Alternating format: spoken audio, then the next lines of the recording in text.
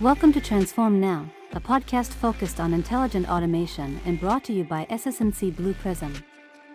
On this program, we talk about how organizations globally are rethinking the way they operate, utilizing process orchestration and AI-enabled digital workers to free up humans to do the work that matters most. We also share insights and tips on how you can embrace this new way of working and unleash your full potential. Let's get into the show. Hello, everyone. Welcome to Transform Now. I'm Brad Hairston. And I'm Michael Marchuk. And this is our weekly pulse check, checking in on automation and AI news items of interest, at least to us. Hopefully you find them interesting. There's a lot out there. The news is constantly shocking us with new developments in this area. So Michael and I picked out a few to talk about. So Michael, let's dive right in. The first news item comes from Windows Central. Yes, that's actually a publication for people like you that love Windows.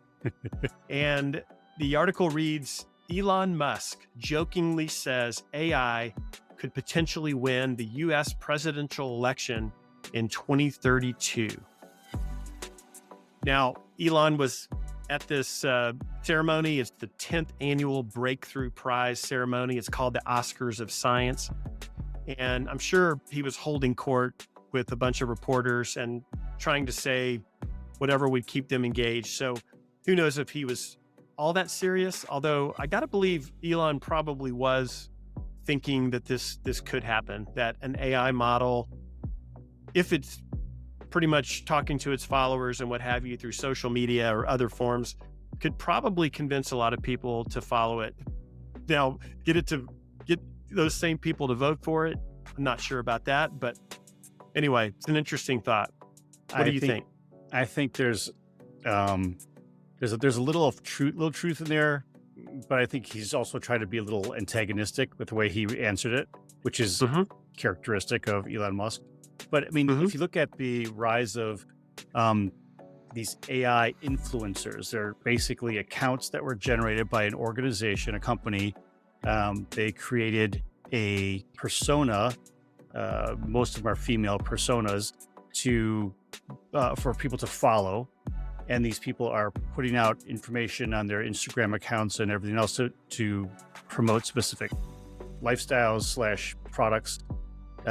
It started that way. If you start taking even the current state of technology, let alone 2032, which is like, I mean, who knows what's going to happen by 2032, but you have a capability now to create videos, to create very realistic audio that goes along with that. So you could potentially have, a talking head, I'm thinking like Max Headroom back in the day, where you have a specific entity, in this case AI, that would be able to generate content and relay that content very effectively to an audience. Now, when you talk about, would that AI be a candidate in an election? You have all kinds of other issues in terms of how does that AI campaign? How does it get people to trust it? Who's actually pulling the strings behind it? Because with people, there's relational aspects to this stuff, but with AI, the behind the scenes stuff is still kind of magic, and understanding how that would work. So I mean, I'm actually answering this question as if it's possible that someone would vote for an AI, but in reality, the AI components are going to be realistic enough for people to be able to interact with them, especially in 2032. So I don't know. It's an interesting question. Yep. This article also quotes Elon as saying that he thinks there's a 99.9% chance of technology ending humanity, which I find funny. I've heard him say something along these lines in other interviews, and I find it funny because especially AI, I mean, it's central to everything he's doing. SpaceX, the Teslas, I mean, anything he's involved in, AI is central to it.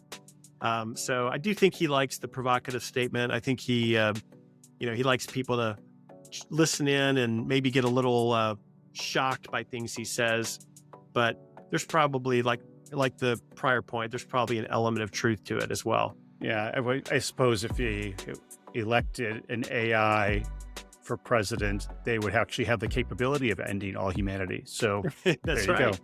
That's right. Well, our second article comes from Yahoo Finance, and it reads, Global Robot Kitchen Market to surge to $3.35 billion by 2024, driven by automation and consumer demand for convenience. Now, I'm shocked by that amount, and I'm also shocked. The article says it's going to continue to grow. It'll almost double within the next few years. And it says that it's this growth in robot kitchens is driven by heightened automation, increasing labor costs, and consumer inclinations favoring convenience. So, Michael, would you ever eat at a kitchen that was 100% robotic? Good question. I'm guessing the answer eventually would be yes, only because I've seen enough demonstrations to at least the capabilities of robots in the kitchen.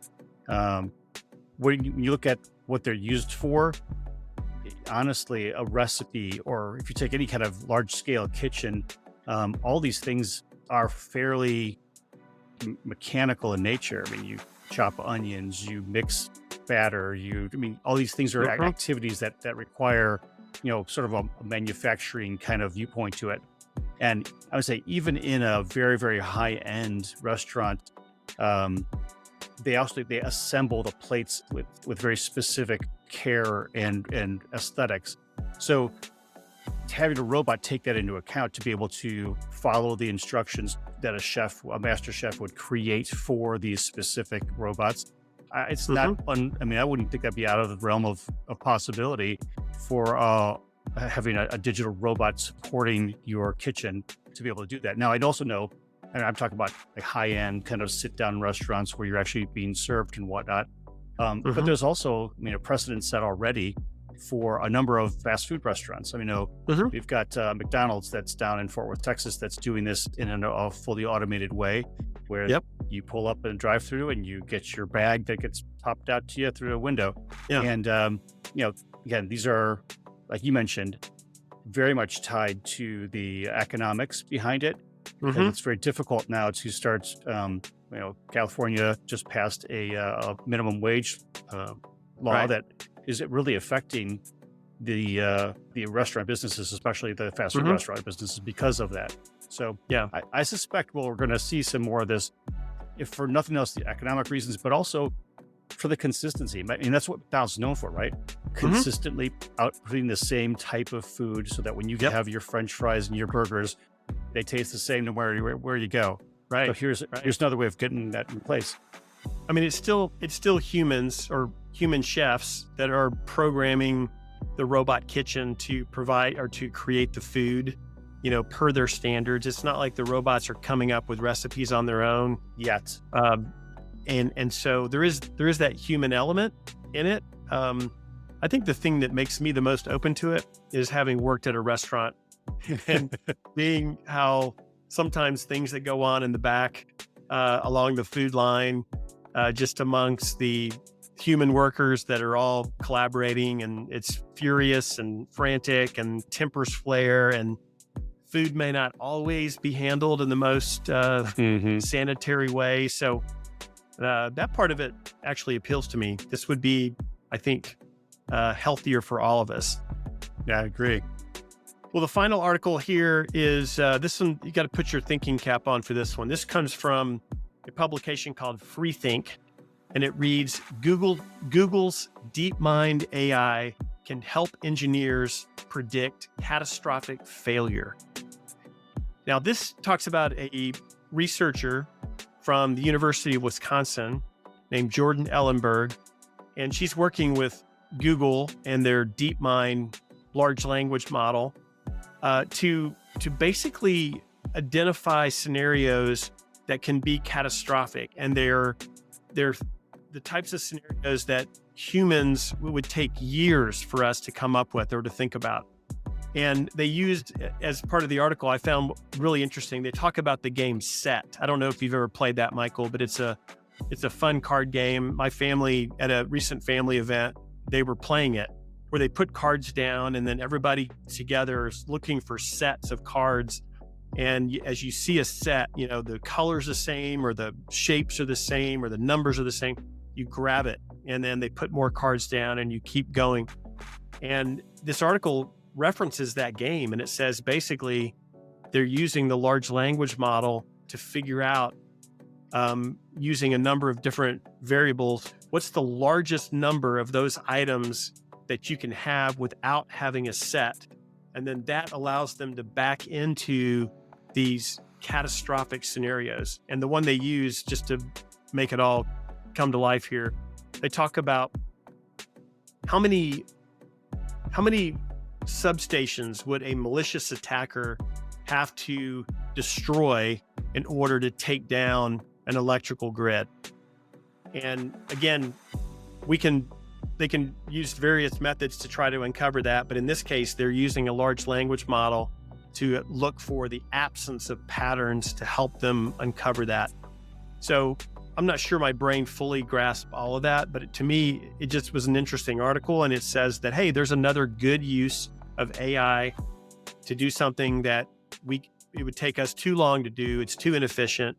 And guess what? I really want them to know how many substations need to come down, so they can prevent it, right? And this is going to give the right people the right information to use it for good. So anyway, sorry to ramble like that. Any thoughts on this one here? Well, I think we mentioned something similar in a previous pulse check, where we talked about AI creating a toxic AI to help train the good AI.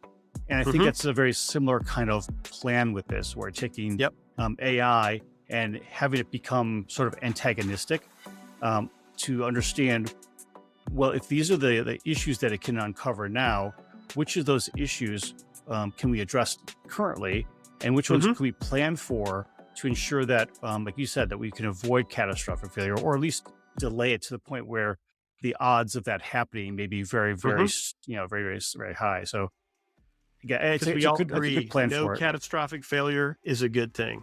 Yeah, that's true. All right. Well, that's all we've got time for today. Remember, we publish a podcast with an amazing guest every week. So be sure and subscribe to Transform Now so you can hear those. And we'll continue to check in weekly on the news that catches our attention. But thanks for being here, and bye for now. Thank you for listening to Transform Now, the podcast from SS&C Blue Prism. You can find all of our episodes on your favorite podcast channel, as well as YouTube. To stay on top of the hottest topics in the world of intelligent automation, subscribe now. The future of work is here.